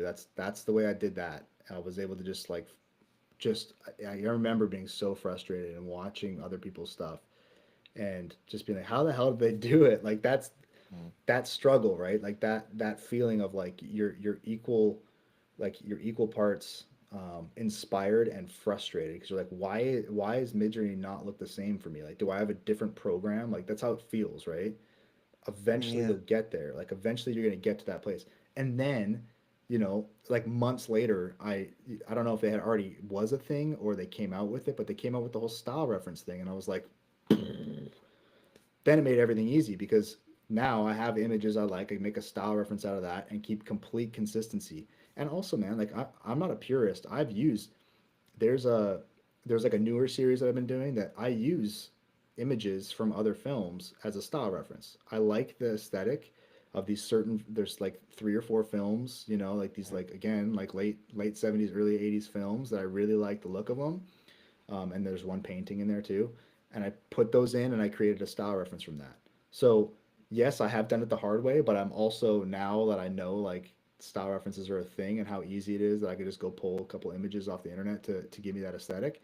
I do it yeah. sometimes. Like I'm not a purist in it, because I know how hard it is to get that style like without doing that. I could sit there and spin my wheels for another 2 months, or I can just do that way. So I don't think there's anything wrong with it. I just think that there's something to finding your own, like to to kind of finding it the hard way, because you're going to learn a lot about everything else too. You're going to learn about a lot about prompting and what works.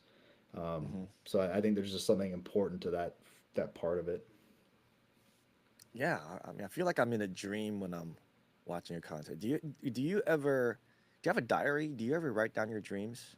Oh yeah, yeah. So like kind of obsessed with lucid dreaming.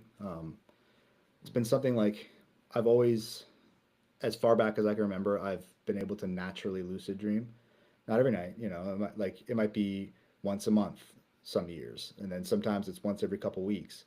So I've been doing it my whole life, and I've been aware of it. So like 5 or 6 years ago, I was like, this is like I had a really profound lucid dream, and I was like, there's something to this. So I started doing some research, and by research I mean I went on a Reddit, subreddit, lucid dreaming, and figured out like Mm. what are some ways to just like make sure you lucid dream. Like what are some ways to like foolproof ways to enter into a lucid dream, become lucid. How do you stay in it once you're in it? Because that's another hard thing too. Is like you get excited and you want, and you all of a sudden you wake up, right? So there's these things that you can do. One of those things, like the very first rudimentary thing, is keeping a dream journal. So yes, especially in the beginning, keeping a dream journal is really important, because it's like you're training a muscle. Like you have to teach your brain to remember your dreams. Now it's easier when you lucid dream, you tend to remember those a little bit easier, but even then you'll still forget. So it's always good. I just in my notes app, I'll just make notes of like the main points of the dream, because there's a way, it's important for this reason. There's one method that I find is the most tried and true, at least for myself. It's called the wake and back to bed method. Um, so the way you do that is you set an alarm for 4 hours after you go to sleep, right? So if you're going to sleep at midnight, you set an alarm for 4 a.m. At 4 a.m., wake up. Your alarm goes off. You wake up. Don't like jump out of bed and get all hyped. Don't do that. Stay kind of chill. You're awake, but you're chill, right? Get a glass of water, whatever. Get back into bed and start reading your dream journal. So you're getting back into that place. You're starting to your brain's starting to think in terms of your own dreams that you've had. So you're seeing your own kind of dreamscapes that you've already had, right? And then you go back. You start going back to sleep, right? You just relax. As you fall asleep, the goal is that you can, and this is pretty crazy because I've gotten to the point where I can do this. I'm falling asleep. I'm imagining a previous dream that I've had, and I can get to the point where like I can actually start seeing it. I'm still awake, right? I'm just like completely, my body's asleep, but my mind's awake, and I can walk right into that dream and be lucid the entire time. So I went from awake, fully awake, to walking into a dream, and it's all because of the wake and back to bed method. There's science behind it, because that 4 hour mark after you go to sleep, it's usually when your rapid eye movement sleep is like the highest. Like you're going to be in that heavy REM sleep. So what you're doing, it's not good for your sleep, but what you're doing is you're disturbing that. So you're jumping out of your REM sleep, you're awake, and then you're kind of walking right back into your REM sleep. So it's pretty cool. It's really cool. And here's something too, like I never hear any creators talk about this, like any like musicians or anything. Like I've heard music and written music in a dream before. Music's the hardest one to translate to like waking life because it usually sounds way different. But when it comes to visuals, I do that all the time. Like you can create these insane, like mountainscapes or, architecture. You can, and then you could walk around in it and interact with it and remember it, and hopefully, be able to translate that to some visuals next time you sit down to create. So to me, it's a really powerful tool. Like lucid dreaming is really powerful tool, and I think more people should check it out. Again, it's kind of hurts your sleep a little bit. I do it once a week, but yeah, it's pretty cool. Wow, I didn't know it was a habit. That's amazing. Yeah. Have you tried like astral projection or substances to like? No, no. So I have a friend who got really into astral projection. I'm scared of it. I don't know. I think like I've had enough out of body experiences because that's kind of a side effect of doing the method that I just walked you through. A lot of the times you can have an out of body experience where you literally float out of your body, and those are Mm. usually accompanied by like terror. Honestly, they're usually really scary for me.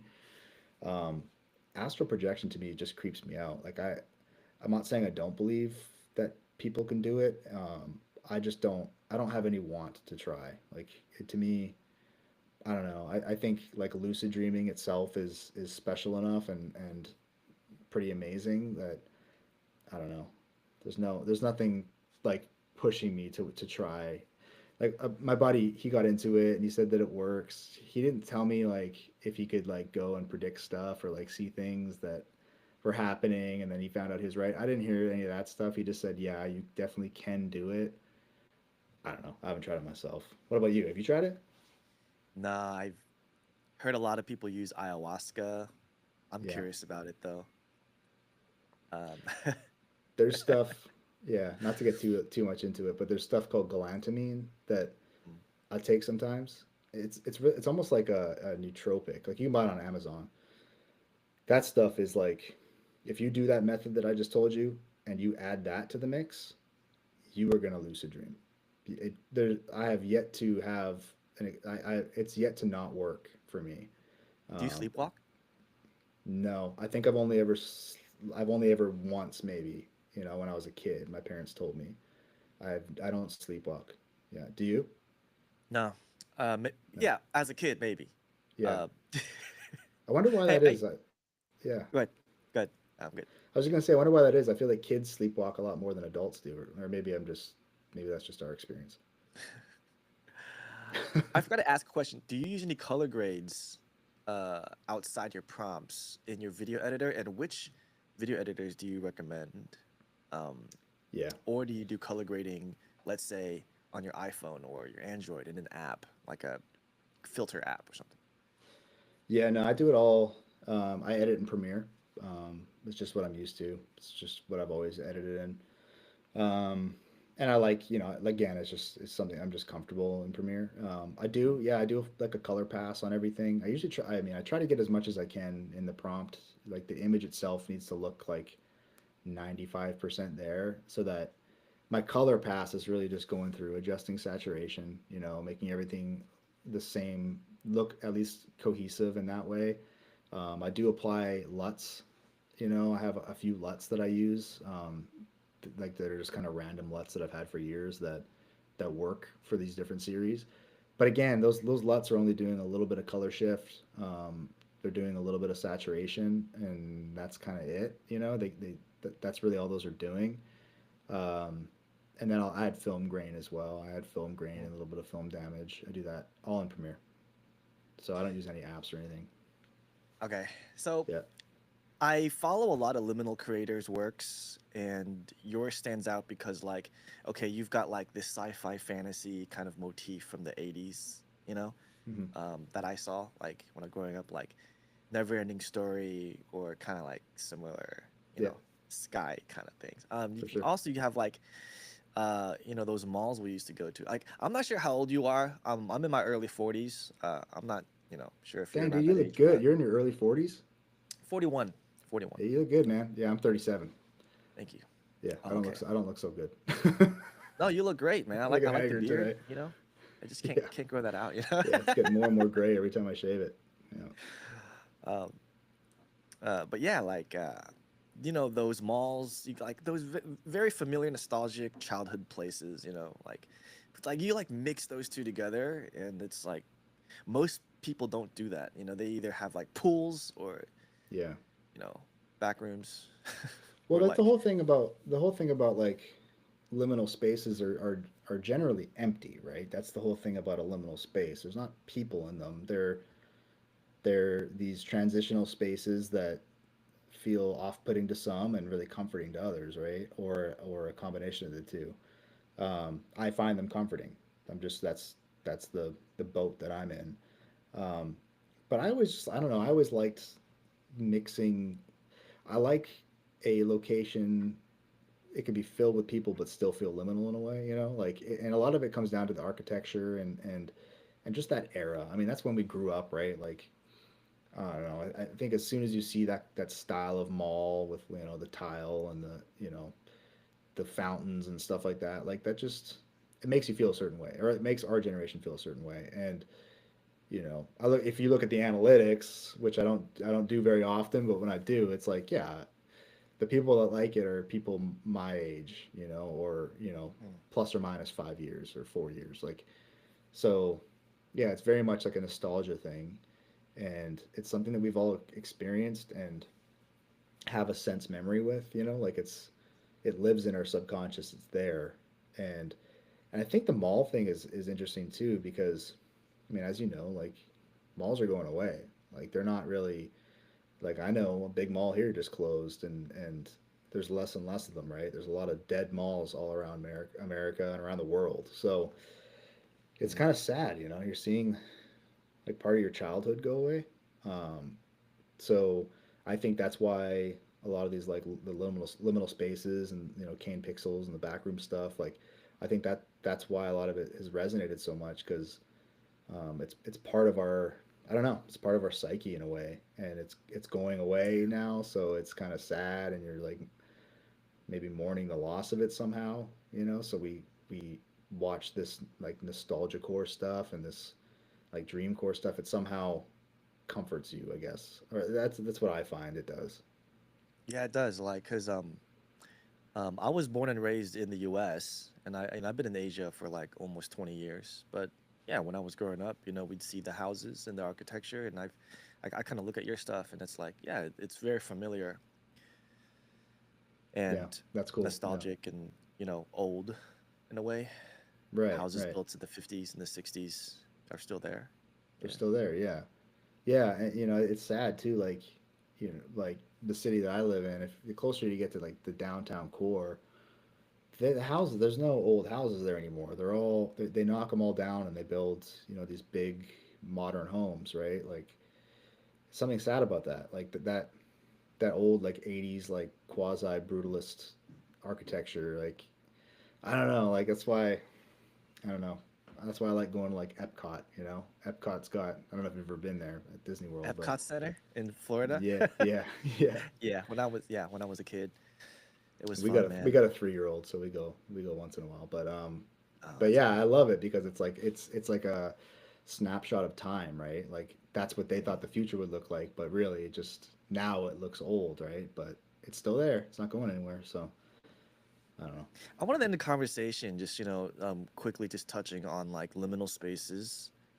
Um, like that started trending on TikTok, I think 2 or 3 years ago, maybe more, or perhaps it's been there the whole time, just in the Hmm. dark corner of TikTok, and then it's just suddenly mainstream. Like, Yeah, what is it, man? What is it? Like, what is liminal spaces? yeah. Well, you know, I think the first I ever heard like of the term liminal spaces was, I think it was the backrooms, the whole, the, you know, the yellow Tints, soggy right? floor. All the lore started around that. It was like a 4chan thing or a Reddit thing, which obviously then Kane Pixels took and did his whole YouTube series and everything. So that was around the first time I heard of it. But it was always kind of painted in that like kind of creepy light. Like it was kind of like a place you didn't want to be. Mm. And then I feel like as the lore around it grew, like then accounts started making like, you know, pool rooms, and they started adding all the levels of the back rooms, and it really opened up the world to where it's like, oh, this isn't all scary. It's some of it's safe, you know. Um, but yeah, like I don't know, like I know a liminal space. It's like a threshold. It's like a place where you're not necessarily supposed to spend a lot of time. You know, airports, hallways. These are liminal spaces. They're spaces that you're not meant to stay. You know, and then you mix that with the nostalgia thing and growing older, it's like, yeah, we didn't stay, we grew older and we never went back, right? So there's a lot, I Yeah, think, of emotion tied to it, and I you're think not that meant it's to always, stay. Yeah, yeah, that's like deep, man. I think that it's always been a thing. I think now we just have a name for it, you know. um, It's but like, yeah, you're not meant to stay in your childhood, and also you're not meant to stay in this limbo. right, right. Yeah, yeah. There's something to it. I mean, clearly there's something to it because people are obsessed with it. You know. Oh Um, yeah, like I've been buying like liminal spaces video games on Steam. I'm like, oh, pools, let's get pools, let's get oh back rooms, let's get. Have you seen the classrooms? no, but I watched a whole playthrough of pools on YouTube. Oh, It looks oh amazing. Like, wow. yeah, I don't even play games, and I was like, but I love, and I Oh saw like man. pools. What is this? And I watched a guy play through the entire game. It's a pretty long game, and I was just like blown away. Yeah, it's pretty cool, man. Yeah, like you just walk through with your keyboard and mouse, and it feels like your legs are like just wading through this knee-high water and one That's room so after cool. another, and it's just endless, just That's empty amazing. pools, Have you fully operational. Yeah, But that's so cool. Have you watched any like the Kane Pixel stuff, like the all of no, his backroom stuff? yeah, That's a good rabbit hole to go down, man. He's made a okay. bunch of them and they're so well done. Like he's using, what's he using? Cane pixels. Kane Pixels, yeah, yeah. Okay. He's using Blender or whatever, but Oh, he yeah, does yeah. like found footage stories with them, where like you no clip into the back rooms and it's like kind of a found footage camcorder thing, and Mhm. they're really good. I mean, A20. He's making a movie with A24. They're doing a feature film. He's Oh, like pretty young guy. I think he's only like 19. that's But amazing. yeah, yeah, that's a whole like go on YouTube. Kane Pixels. He's really good. He does some really good stuff for sure. I think I don't know. I mean, the backrooms was already technically a thing, but I feel like he really took it to the next level. That's amazing. Well, yo, man, Yeah. thank you for jumping on. I mean, I think this will be like the end of the podcast session Okay. because it's live, like, I mean, maybe a few minutes talking about like the tools and stuff. If you have any questions for me or if I have any questions for you, like, I think I've asked most of like what I was curious about. I've been a huge fan forever, man. Thanks, man. I'm curious Um, about you. Yeah, I don't know much about you. I'd love to ask you some questions. yeah, man, I just been on, social for like since end of 2019. Where Um, did you start on? What platform did you start on? TikTok. On TikTok. But I've Okay.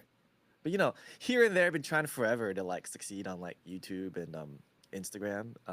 Yeah, Try to be successful as an artist. for Studied sure. art, junior high, high school, college, went to art school, did Oh, solo awesome. exhibitions in a few group exhibitions.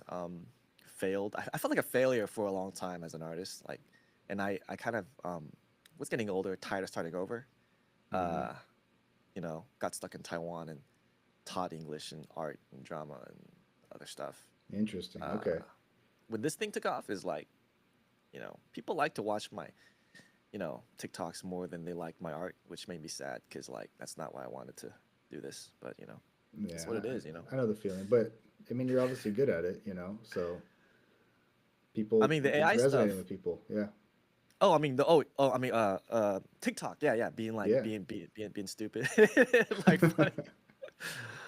Are Um, you so where when you were living in the States? Where were you living? Texas. Oh, okay. Yeah, Yeah, yeah, and I kind of moved around the different cities, and then went to school in Baltimore for yeah, college. Um, yeah, at an art school for 4 years, and then came here and interned in Beijing to do some animation stuff. yeah. And you stayed, Um, I'm sorry. and you just decided to stay, or Yeah, yeah. yeah. It was like, I mean, if you come to Taiwan, it just kind of sucks you in. You just Hmm. kind of like a liminal space in itself. Like Yeah, it's like you're like kind of off the grid if you're in yeah. Taiwan because it's like a country, but it's not really a country. And then it's like, Kind of like you Texas, know, yeah, yeah. just a Texas little is great. smaller, just a little bit smaller. Yeah, Yeah, yeah. I've heard really cool things about Taiwan. I've never been, but Yeah, it's like it's got a rich history of being yeah. colonialized by Holland, Japan, China. Hmm. Just never found its owner. So what's the Um, culture like there then? Because they've had a lot. If there's been a lot of that, there's been a lot of I guess cultural input over the years of these different people coming in yeah. and like what's the culture like now? Like what's Like my grandparents in the fading generation, the old folks are kind mhm. of they're like all fluent in Japanese mostly. Oh, Um, okay. and like but that generation is going away. Um, Mm. but the birth rate is kind of plummeting. Um, but mostly it's like people from China. Like my family came here from Fujian province, Okay. and a lot of people from that part of China speak the same language as people here. So a lot of Oh, people, I'm okay. sure, kind of came over. Hmm. A lot of Aboriginals here, they look and sound like Hawaiians, Samoans. Not like sound like, but like you know, like rumor has it, all the Aboriginals, like Philippines, Samoans, Hawaiians, people, even like the Taiwanese, like Yeah. Taiwanese, like they all kind of, supposedly from the same tribe or something, because they all look the same. Um, Really? so that's the natives of Taiwan. Wow. Yeah, it's So weird. what's the yeah, what's like the main industry and stuff going on in Taiwan? Well, I mean, the AI industry hinges on Taiwan, Does it? Is like it why is that? because Taiwan makes, basically Taiwan has like a company called TSMC, Oh, for and processors? yeah, a lot of people Yeah. from America actually, come to Taiwan to work there, Gotcha. and we're currently actually that owner went to the U.S. to build like a plant in like one of the states, Oh, and okay. so like that was a big deal because he was on TV with Trump and they were Hmm. talking. Oh, I think Um, I saw that. yeah, So so that's like an AI thing, right? They're trying to yeah, dude, because yeah, like because like the states is trying to whatever win the race, yeah, whatever. yeah. So like that guy is like responsible for not just the whole AI space, but like phones, cars, like Right. anything that uses semiconductors. Like, Yeah. Like everything um, these days. Yeah. yeah, That's like huge, man. that's what we're known for. Is that like most of the semiconductors in the world come from us, apparently. Wow. And so Nvidia, the owner of Nvidia, is from the city Yeah. that I'm currently living in right now, Oh, okay. Jensen All right. Huang. Yeah. Yeah. And so those two companies alone, it's like there would probably be no AI without those two companies, Right. actually. Yeah. I always Yeah. kick myself when I don't know a lot about, you know, a country or like, I wish I had, I feel there's not many reasons to want to live forever, but I feel like being able to travel everywhere that you've ever wanted to travel is one of them, just to have like Oh 500 yeah, I years would to, love to live forever so I could keep making content. yeah, there you go. Yeah. Exactly. Yeah, no, that's really interesting, man. So Yeah. you plan on you got a family there? Yeah, fit, Yeah. two kids. I mean, dude, it was hard to get into this space because like I used to do controversial content back in the day, doing Hmm. like politics and like social issues, and that not only did not pay, but like I lost everything and I had to go back to work. Yeah. And then it's like, when COVID hit, it's like, okay, I tried it again and then kind of was more family friendly and was able to do it full time ever since. Nice. Yeah. So you got It's two it's kids, you hard, said? man. Sorry. You got two kids, you said? Yeah. Yeah. How's that second one? Because we only have one, and we're like, Okay. Is it a new talking. is it a newborn? No, he's three. He'll be four soon. Oh, He's got a yeah. lot. They're He's got a they're the lot of energy. cutest around this age because like they're just Oh learning how yeah. to talk. Yeah. Oh yeah. Yeah. He's super cute. Yeah. A lot of Yeah. energy. He's got more energy than I do. So that's a Is it a bit of a son or a problem. daughter? Son. Yeah, it's a little Oh, he's boy. a son. Yeah. Yeah. What You about you? know, Do you have boys, girls? yeah. So, I'm not sure if you feel this way, but like my oldest firstborn was a son, and when Hmm. he was born, I felt like I didn't exist before he was born. When he was born, Mm. Yeah. and I felt like I was never. It's like I was born again, and Yeah. I neglected my own existence. So like I got fat, whatever. It's like I Yeah. wasn't lazy. It was like he was, you know, th- this part which is an extension of my body is like I want him to grow healthy, right? Yep.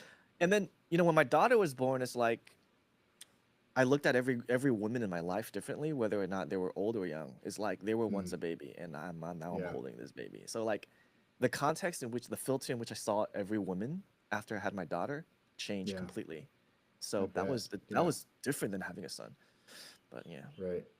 Yeah. Isn't it amazing? I mean, your whole perspective changes. I mean, the amount of Yeah. empathy that you gain, or at least for that I did, like you were saying, like you look at everyone, because I do, like it's hard not to look at people and think like you were once a baby and you have parents and like no matter how much someone pisses you off or you disagree with someone, like they were, I don't know, like it just makes you feel different about people, like adults too, and it's a Yeah. beautiful thing. And it also forces you to, I mean, it forced me not to be so selfish. You know, it's like your time is not really yours anymore. Like you have to kind of reprioritize some things, which is good. It's a good thing, but it's tough. The first couple of Yeah, years are tough. I kind of wish I did more as a content creator while I was single, like Mm-hmm. not having children, just so like I can, you know, do the go to the full extent, right? As Yep, someone without kids to see like how far I can go potentially. for But I sure. never did that. And Yeah, neither did I. I was No, still a neither did I. full-time teacher back then. And Yeah, um, that's cool. You're doing it now now it's though. like, what's Yeah, up? you're doing it now though. You know, like Yeah, I'm that's doing it now. It was so yeah. hard that first year. It's like, week to week, day to day, I didn't know if I had enough food to feed my family, dude. Like, it was really Mm, hard, yeah, you know. And then it's like yeah. I had to beg, brands to like work with me, and it was like I don't want to work with.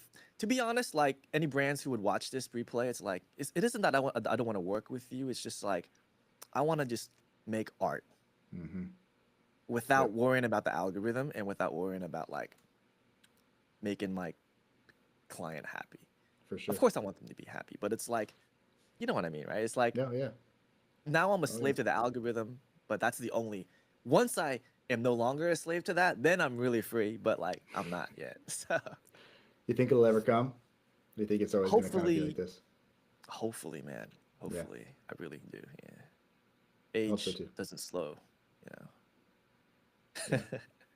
and you see that's cool, content man. creators out there, they're retired and like, they start businesses around their content, which is like kind of the goal. So Yeah, well, especially like I see a lot of like YouTubers doing that. You know, like I feel like if you can make it work with YouTube, that's a big one. That's a tough one. That's a tough one to really make work.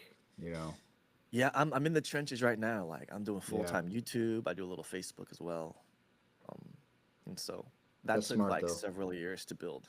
Yeah, that's smart. That's smart. Yeah, yeah. I've been thinking about pivoting a little bit and focusing in a little bit more on YouTube, but I just haven't made the jump yet. But yeah, that's cool that you're doing that. It's it's a struggle, but once um but I mean podcasting is a new medium on this channel, and Yeah, I'm just lonely, man. yeah. Not No, I not to hear be you, man. vulnerable, but like I'm just No, lonely cuz like everyone here is Chinese and stuff. It's cool, but like, um there's not like you don't see creators like out there just right. like hanging out. You kind of have to like, hey, I'm a fan. What's up? Let's do Right. something, you know? For sure, um, man. No, I'm right yeah, there with you, man. I know the feeling for sure. And well, it's also just you get a little older, you got you know children, and it just changes the dynamic of your relationship with like your friends and stuff. Like yeah, you are a little bit more alone in a way. You know, it's not like you don't have that socializing like you used to. For a reason, like your time is now going somewhere else. But yeah, no, I get you, man. I know the feeling. yeah. It's like going out to the bar to the club. Like I used to do a lot, Hmm. and that was fun. And I still do like maybe once or twice a year. But like Yeah. it's like dreams and hobbies and goals change. It's like interests change, and it's not a. I realize it's not a bad thing, you know. No, I don't think so at all. I mean, I think that's a natural progression. I think life is like a just a series of refinements. Like it just is. Like to me, and it's all hard, and to me, it's hard because it's worth doing. Like the good stuff usually comes with a bit of a fight. A little bit of work to get it. So I think it's a good sign. But no, I know what you're saying, man. But the loneliness thing too, for sure, can definitely feel that way. Especially just being like an internet kind of behind the internet kind of thing where it's Yeah. people aren't real. It's like they don't. I don't know. There's something weird about it where it's connected, but it's also disconnected in a way. Um, I'm saying Yeah, I'm yeah. saying It's words like without saying anything right now. So yeah, no, it's like people recognize me when I mention it more than people recognize me. Like, you know, at the gym, someone who I was like, hey, that's cool, you know, but like that's very rare. Or at the Yeah. club in Taipei, I went up there and like someone outside was like, hey, are you Teddy Wayne? I'm like, yeah, cool, you know, I'll watch you, you know. Um, but usually like, and then there's like people that watch you, you know, and they know who you are because of how you look on camera. So Hmm. unless you tell them who you are, like they don't know, which is weird. Right. And then it's like, can I do something without my face? And then I did AI, and then it's like, oh, it blew up. Okay, so you know, I feel like I'm making art, but most people don't think AI is art, which is it's like that Studio Ghibli trend on X really blew it up. Hmm.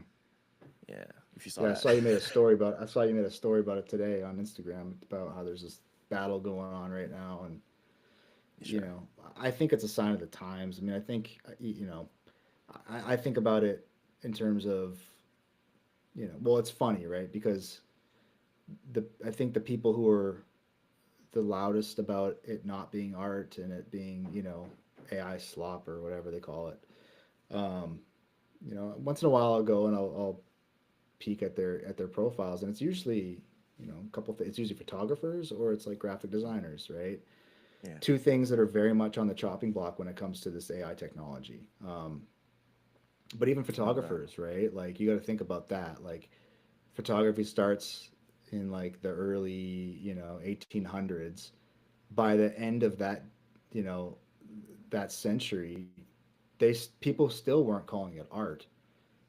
Like there's you can go find, you can Google it, you can go find articles written by people saying that photography is not art because it's too easy, because Mm. it's it took the picture for you, you didn't paint it, so this isn't new.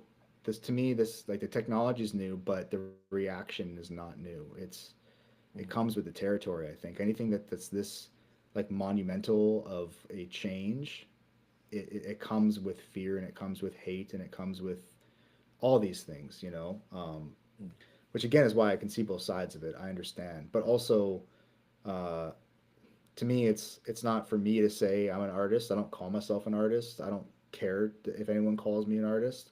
That's for other people to decide. I really don't care whether someone says you are or you aren't. I don't. It doesn't matter to me. With music or anything, it never really has mattered to me because it's just a word. To me, it's semantics. It's a word. It doesn't really mean anything, because to some people you are and to some people you aren't. So what does that matter?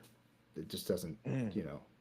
So yeah, I try not to put too much stock into that because it's new. It's so new, and the truth is, man, if there was another tool that I could do the same stuff with that wasn't I would probably use that. But there isn't. There's not another thing I could use. There's not another thing that can get me the same result in the same amount of time and for the same amount of money. There's nothing that can do that. So if there was, I'd use that, but there's not. So I don't know. Yeah, I mean, I feel the same way. It's like I felt like I never succeeded as a visual artist, and I felt like AI just it feels like I'm doing art again, and it feels like you know God gave me another chance Hmm. to kind of express myself through a medium that has never been tried before by the history of artists in our history books that we studied, right? Yeah, I mean, you know, I think in 5 years from now, they're gonna look back at you and say that you're an early adopter. That you're using it. And it's still early. Like I know, like we feel like it's saturated because we see people starting it every day. There's a new 1,000 accounts doing it, but it's Yeah. still very new. It's like if you look at like this span of time, like this is a blip on the radar. It's very new and it's going to continue. So I think people will look at people like you as like an early adopter, and that's good. But early adopters have to kind of you know wade through some of the bullshit and some of the hate. Just kind of the way it comes with the territory. I think. I mean, first of all, you're definitely an artist, bro. At least that's how I feel when I watch your stuff. Like you're kind of like a video, you know, Nam June Pack type, you know, video artist. If you know who he is, he's like one of the early fine artists who use video as a medium. Korean guy. So he does But videos like he's a filmmaker too, or does he do like what does he? He does Nam still. June Pack, he does these like abstract, like early video. I can't describe what he does, but it's very it's like abstract art mixed with like videography. Next time you And run into some of his stuff, send it over to me. I'd love to see it. yeah. Because Yeah, like, we had to study all this stuff in art school and stuff. yeah, So, yeah. but yeah, like even the impressionists like Claude Monet and like Hmm. Cezanne, whatever, right? Like people were like, dude, those are half finished paintings, bro. Like, you didn't even Yeah. go to or even if you did go to the academy, like you had to go through the academy to get verified to be an actual artist of that time in history. Isn't And if that you weren't, crazy? That's nuts. Yeah. right? And Yep. now it's like we look back and we're like, oh, those are beautiful. But if you were born back then, those are half finished outlines and blueprints of the painting that you were going to do. Yeah, didn't like Van Gogh never sold a painting. He sold a painting to his brother, and I think that was about it, right? Like he wasn't some success. He died without ever knowing that anyone would ever give a crap about anything that he ever did. The, And his then now all his he's Van stuff looked Gogh. unfinished, at least the famous ones, to the Yeah, people at that time. yeah. Which, by the way, I'm not comparing myself to that at all. But I appreciate you saying that. That's really kind. But yeah, I mean, it's just I think it just goes to show you like how wacky the whole like art world can be. You know, it's like Yeah. it's in the eye of the beholder. It's not. I don't know. It's just not. It's a weird one to talk about, but no, I appreciate that. But yeah, I think it's early. I think it's early with this technology, and Yeah, but photography, like you said, right? yeah, Um, yeah, but I think I ended that video saying that like once AI can think for itself and I have the idea and then I give it to them, but like if that AI comes up with its own idea, then I don't know if it's mine anymore. But like I guess we'll yeah. talk when It's it when that there's day almost like a comes. surplus on. Is that the right word? There's like a. It's all about the idea now because Yeah. the execution is so much easier that now it's just about having the good idea. I think there's something to that. Yeah, I don't know, man. I don't know where it's gonna go. I can't even begin to predict where it's gonna go. I'm not smart enough for that. I don't know. Okay, I don't know. lastly, are there Yeah. any tools that you look at or know but haven't tried that maybe I tried before and maybe or any tools that like yeah. What do I hear about all the time? I hear about Kling all the time. Oh my I feel God, like I'm everyone loves obsessed, man. Kling. I'm You obsessed with Cling. you obsessed? Yeah, that's what I Obsessed. always hear. So I want to try it. I spend so much money on that thing. Do you? It's so bad. It's like a bad habit, you know what I'm saying? Yeah, yeah. No, I know the feeling. Yeah, that one because I feel like every other. I mean, to be transparent, like I've had a bunch of AI companies have reached out to me, like offering me, like, "Hey, use this. Here, use it for free." And some of them I've tried, and I'm just like, it's not for me. In fact, the one that I pay for has not reached out to me, and I've reached out to them multiple times, and they haven't gotten back to me. So it's like I think they're good. I don't think they need me, which is fine. Um, but no, there hasn't been anything that I've been really wanting to try. I mean, I tried Sora when that was kind of in like late development. I don't know. I not really. What about you? Is there stuff that you want to try? Um, I wanna retry Runway because yeah. I mean, Yeah. I I feel like I have to because I paid like like $95 for the unlimited, and it's like Mm-hmm. I should use it more. But then I'm like I'm always on Kling, um. So yeah, I'm gonna revisit Runway image to video, and kind of Yeah. like implement some of the stuff you said, and see whether or not like I can do to my images kind of like a similar Yeah, you quality. should. And I like Runway. I mean, maybe it's just because I'm used to it, but I feel like the user interface is really streamlined and easy to use and like visually like aesthetically pleasing somehow. I don't know. I like it. I haven't. It's not perfect. None of them are, but so far I've really enjoyed it. But yeah, I'm gonna try Kling. I'm gonna ante up and Yeah, take some money dude, and put it towards that. I spend so much money on Kling. I'm so embarrassed, dude. But see, that's what I hear too. I hear everyone like I love Kling, but it's so expensive. I spent all my money on it. I'm like, I don't know if I want to try it. It's like, dude, I have the annual plan, but I Yeah, still throw money at it like for extra credits because like yeah. I use them up like in a day. Yep. I did the same thing. I mean, I don't do it very often for actually, well, I do. I do it with Runway because you can only do like two generations simultaneously, and Yeah, I always have like four windows open, right? I'm always And they just changed that. Like before, I could do I think like up to 5 or 6 generations at a time with my unlimited. So I'd have like 5 or 6 windows open, and they'd all be doing something generating at the same time. So it was like real quick, right? But now they limit it to like two, so that sucks because Yeah. then what it does is it forces you to use your credits because you get X amount of credits or whatever a month. So I use those now because I'm like I still want to do like at least 4 at a time, just to like keep things moving. But so none of them are perfect. I feel like I'm just used to it at this point. Dude, I used to do that too. Like have like 10 windows open in Chrome. Yeah. I'm like waiting to click the active button for like the next window. I'm just like sitting there like let's go, let's go. Yep. Yep. Yeah. Yep. And I really want to try the character the act one more. Yeah. Act One's cool. Yeah, I've been using it a lot lately. It's fun, man. It's fun because you get to act too. Like they named it right. Because like I mean Also, you don't dude, have to, but I'm like paying like about $100 for 11 labs also monthly. yeah, yeah, I'm on that too. I Yeah. like 11 Labs a lot. Yeah, so I've been using those two things a lot. It's yeah, Act One and then 11 Labs change up the voice, but it's been fun because I've been acting out all the stuff. Yeah. Just, I sit right here in this chair and I act it all. It's fun. I don't know. I just like it's another level to it. It just feels I don't know, Yeah. it feels creative and fun. Dude, if Yeah. you want to try Kling, then just know like there's like I use the 1.5 or the 1.6 version of Kling, and they both use different camera models. Okay, which one's better, do you think? Like, which one should I Um, start on, do you think? it depends on the output. So what I would do is like so there's standard and professional for 1.5. There's standard and professional for 1.6. There's 5 or 10 Okay. seconds for each of those standard and professional, right? So I just okay, let's just cut the standard and let's just do professional for 1.5 and for 1.6. And let's just try a 5 second one and a 10 second one for each. So I have like four going on. And that's like Gotcha. what like 105 credits for 5 and 10 second combined for Yeah. professional for 1.5, and then that's like about Yep. 210 credits combined for like all four of those generations, and like A lot, dude. Yeah.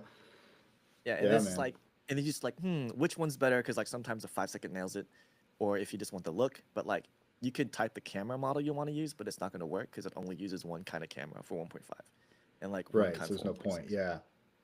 Yeah. Well, I did the same thing in Runway though, going between the 5 and the 10 second because they give you something different. Like the pacing is obviously different, but it'll just do something different sometimes depending whether it's 5 or 10 seconds. So I'm always jumping back between them, and a lot of the times I'm doing a 10 second and then I'm just speeding it up in post, just because it's all kind of already like it all feels like it's 80% speed. So then you could just speed it up a little bit and it kind of becomes regular speed. But Oh, I'll yeah, also warn you, like within the 5 seconds or within the 10 seconds of a clean clip, like one or two of the seconds could be like 50% frame rate, like, and then 2 to 3 seconds later, it's like could be like 2 times frame rate. Like, so you have to like, really, yeah, that's weird. So it's like speed ramping. Like there's certain times where it feels slow and then it speeds up maybe in like one video clip. maybe about 10, 10 to 20% of every clip you make probably speed ramps it or like slows it or speed slows it, and Hmm. then so then it becomes like the art of frame rate control. It's like, Right. and That's then like wild. within 1 10 second, you're like just changing the frame rate every I gotta few tell you, that seconds. doesn't sound like a lot of fun. That doesn't sound to me. It must be really like it must generate some really good movement because that sounds like a lot to deal with. But I hear it's awesome, so I believe you. But yeah, I'll Yeah, try yeah, it out. like I'm gonna try it I out. mean I gotta just do that's it. yeah, that's mostly all I use because I've noticed like different generators, and I think this is the best one for text to image, Hmm. but image to video. It's like I gotta go back to Runaway and see Gen 2 again. Yeah, yeah, yeah. I don't know. You just gotta experiment with them all. They're all awesome in their own ways, and they all suck in their own ways. Yeah. Well, dude, it's been a pleasure. Dude, thank you for hanging on for like a little longer. I Yeah, know, man, we ended like almost an hour ago, kind it's fine. of. um, Like I said, it just but ate into my YouTube watching time, so it's fine. but yeah, Cling is fun. Runaway. Magnific. I love Magnific. I don't know if you use that or I've not. never even heard of that. Oh my gosh, dude. It's a really good image upscaler. Really? Oh, okay. So that's all it does? Image and then also they have a model called Mystic 2.5, I think. It's like an image creation tool Mm-hmm. that's also very powerful. I'll check it Um out. Yeah. yeah. Yeah, I know. I just got to stop being lazy and actually just like give these a shot. I'm sure I'm missing out on stuff, but whatever. I mean ChatGPT Unlimited is also like great as well. Sora. Yeah. Yeah, Sora's cool. I don't do a lot of text to video stuff, and I feel like that's where Sora really shines.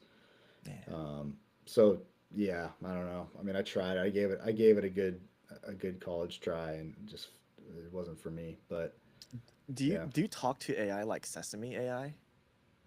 Sesame AI, Yeah. It's like talking to a human and it's free. is it kind of like a Chat GPT thing? Yeah, it's exact like you can like interrupt it. You can like talk Really? to it No, about I've never anything. even heard of that. It's the most advanced AI voice that I've ever talked to. It's called Yeah. Sesame. Sesame. Yeah. Okay, I And know. there's two voices. Elon Musk has his own now, doesn't he? He created one. It's got a weird name, Yeah, it's but I think called it's the same. Grok and you can access it in X Grok. or Yeah, as a yeah. standalone. Yeah. You got it. Yeah, you know. You already know. Yeah. Yeah, that's funny. No, I gotta check out Sesame too. Then I got homework now, man. You just gave me a bunch of homework. I gotta It's check it all fun. out. And you can like sign into Sesame to access like the 30-minute limit. Oh, okay. Yeah. Yeah. And just So what, you and just dude, have it's so conversation? scary, bro. You just have conversations with Sesame? Just how you doing Dude, it today? feels like I'm talking to you Really? It's that good? almost. Yeah. All right, I'll check I it was out. like, what's the difference between you and a therapist? And then they're like, well, and it just, I, I wasn't satisfied with the answer because there's no difference. That's wild. But Yeah, we're living in a strange world, my friend. It's only getting stranger too. yeah, for sure, for Yeah, sure. man. Well, dude, man, have an awesome night. I'll kind of like text you like, you know, I'll put these somewhere and we can both access it and Yeah, man. um, Sounds good. Yeah, it's yeah, been good talking to you, man. I yeah, appreciate likewise. the opportunity, man. All right, man, All right, Glumlot, buddy. Dev, where can people find you? Is it Glumlot everywhere? Yeah, Instagram at Glumlot, YouTube at Glumlot, TikTok at Glumlot underscore because at Glumlot was taken on TikTok. So dang All it. right. Awesome. All right, Dev. All right, buddy. Take care. All right. All right. Cheers. Cheers. Bye bye.